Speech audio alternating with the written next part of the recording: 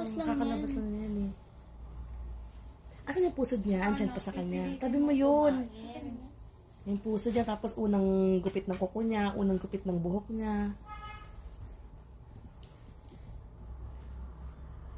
Napag-exposan sa ano, Cam. Dali lang. Gagano siya. Feeling mo naman magugustuhan yung gatas. Oh, mabilis na today. Ano ngipin ha? Ay, pwede naman pa yung... Ay, hindi, wala. Tignan mo pala yung dumi niya. Hindi ito pala. Yung dumi niya, kung okay ba sa gatas.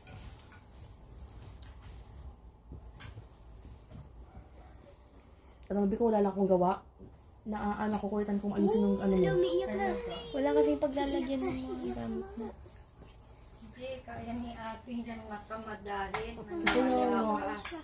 Ito lang, patungan na eh. Ito, patungan na yan eh. Ito, oh.